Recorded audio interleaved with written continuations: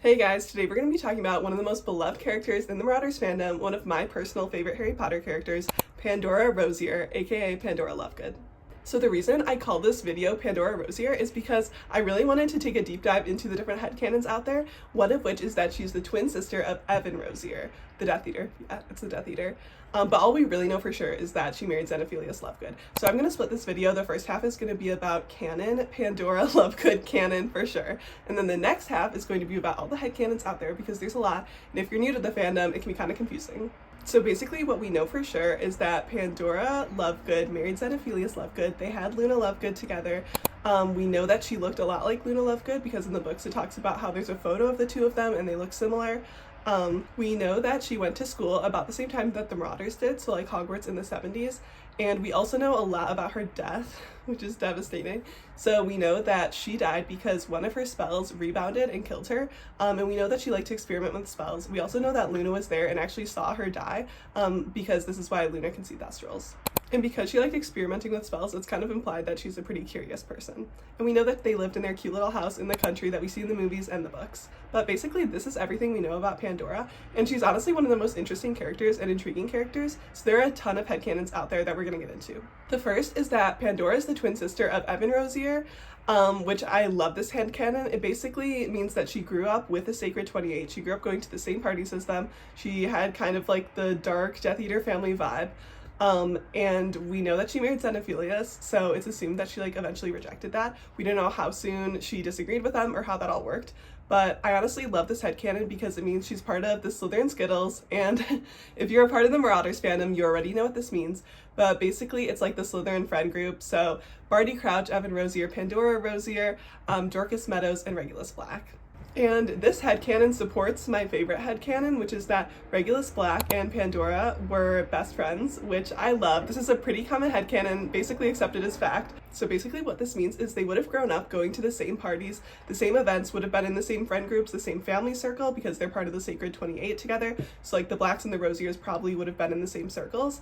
And then it makes sense that they would all stay in kind of like the same friend group when they got to school, even though a lot of times people assume that Pandora is a Ravenclaw. It's not for sure. She could be a Slytherin, but people kind of just put her in with like the Slytherin friend group.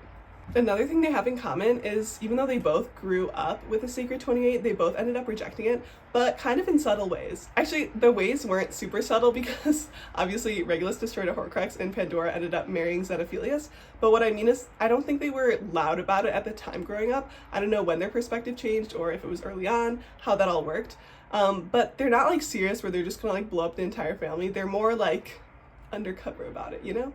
And the reason this is a headcanon is because we know for sure that Pandora died when one of her spells rebounded. So people are like, why was she even experimenting with deadly spells? Like that seems kind of crazy to be doing in front of like your 9-year-old daughter.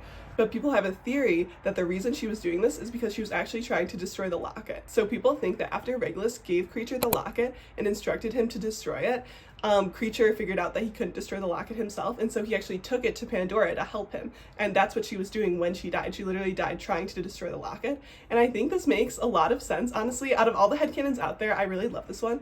I feel like it makes a lot of sense, and it does fit in with canon because all it says about Creature is that basically he tried to destroy the locket, and then after he realized he couldn't, he ended up keeping it there at Grimmauld Place. And so this could have happened on any sort of timeline. He could have been trying to destroy it for years before he just ended up keeping it. And so he could have plausibly brought it to Pandora to destroy before bringing it back to Grimmauld Place. And so as far as the timeline goes, we know for sure that Regulus dies when he's about 18. So like everything in the Marauders fandom, this timeline is devastating. Basically, she loses her best friend when she's 18 years old, then her brother dies at 22 when Mad-Eye Moody kills him, and then she dies at like 26, 27 when Luna's 9 years old. So devastating. Some other headcanons out there is that she's good at charms, which that one makes a lot of sense. Another one's that she's good at defense against the dark arts, also makes a lot of sense. And then a third one is that she's a seer. I don't really know where this comes from, but that's just a headcanon out there. And another part of this fandom is that the fan cast for Pandora is Elle Fanning, which I love. And obviously after Elle Fanning and Timothée Chalamet were in that movie together, the edits go crazy. Like I love the edits of them. Also what I love is like the parallel between Harry and Luna and Pandora and Regulus. especially those edits where it's like, find me in the future. If you know, you know. They're devastating. Look them up. You will not regret it. Oh, also side note, people think that the Rosiers are French. I'm not really sure why, but that's just accepted as fact. So these are some of the more popular headcanons. I hope you enjoyed this video. Let me know in the comments what your favorite headcanon is, because I absolutely adore Pandora and I just love talking about her. Thanks for watching. Bye.